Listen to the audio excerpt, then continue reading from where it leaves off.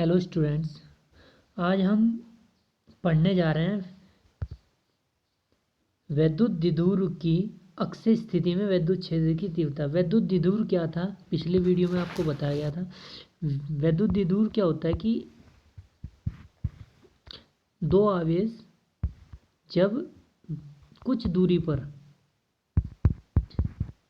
इस दूरी का नाम हमने दिया था 2L, स्थित होते हैं तो इस पूरे निकाय को हम वैद्युत द्विध्रुव कहते हैं। और अक्षीय स्थिति से मतलब है कि इसके अक्ष के अनुदिश किसी भी पॉइंट पर, मान लेते हैं कि इसके अक्ष से अनुदिश हमें r डिस्टेंस पर वैद्युत क्षेत्र की तीव्रता ज्ञात करनी है।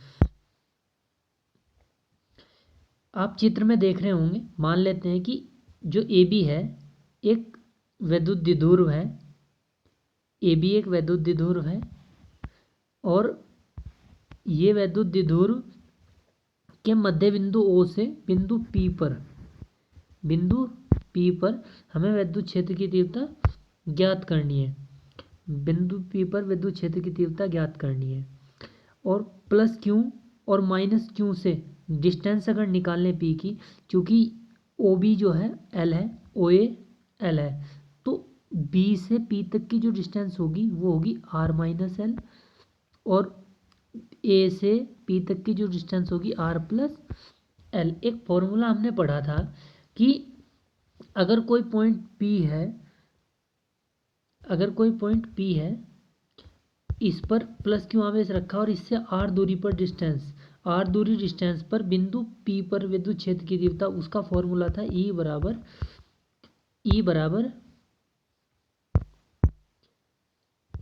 ये था E बराबर 1/4 pi epsilon not Q/R।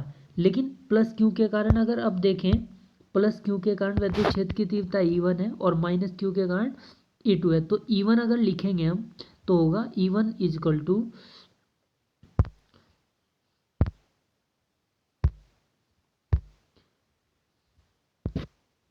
E1 होगा हमारा 1/4 पाई एप्सिलॉन नॉट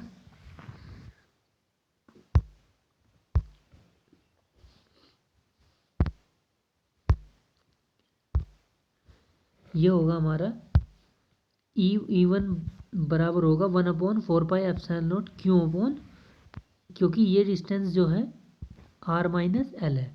अगर इसी प्रकार E2 देखें, E2 जो है माइनस क्यू के कारण तीव्रता है, तो E2 हो जाएगा 1/4 पाई एप्सिलॉन नॉट के माइनस क्यू से P तक की डिस्टेंस कितनी है, R प्लस L, तो R प्लस L का होल स्क्वायर। अभी E1 और E2 दोनों विपरीत हैं, तो P पर परिणामी निकालने के लिए इन्हें सब्ट्रैक्ट करेंगे।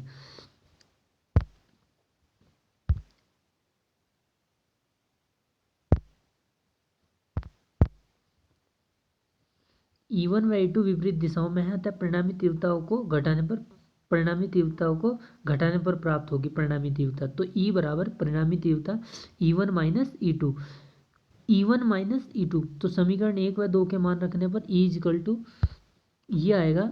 ये देखो, E1 का वैल्यू हमने ये रखा और E2 का वैल्यू ये रखा। यहाँ से अगर आप देखें 1/4 पाई एप्सिलॉन नॉट के और क्यू भी कॉमन है, तो अंदर यहाँ बचेगा ब्रैकेट में 1/R माइनस एल का whole square minus 1/R plus L का होल स्क्वायर। अगर इसका एलसीएम ले इतने का, तो इन दोनों की मल्टीप्लाई करके नीचे लिखेंगे, ये वाला पार्ट इधर जाएगा और ये वाला पार्ट इधर जाएगा।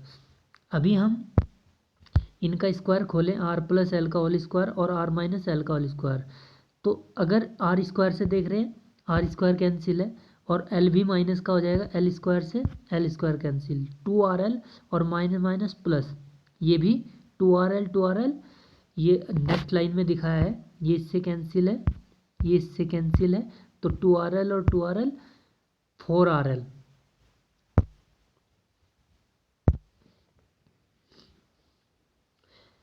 फोर क्यू एल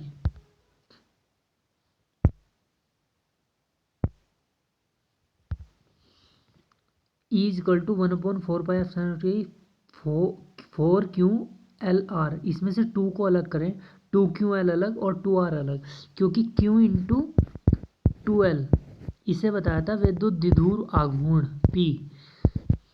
तो 2QL की जगह हम P रखेंगे, 2QL की जगह P। तो E equal to 1/4πε0 2PR/r² minus L²। चूँकि जो ये विद्युत द्विध्रुव होता है बहुत सूक्ष्म होता है, तो जो ये डिस्टेंस होती है L इसकी, ये इस R की तुलना में बहुत कम है। तो L² को हम, L जो है लेस देन है बहुत R से, तो इसलिए हम इसे नेगलेक्ट कर सकते हैं। तो यहाँ से L को,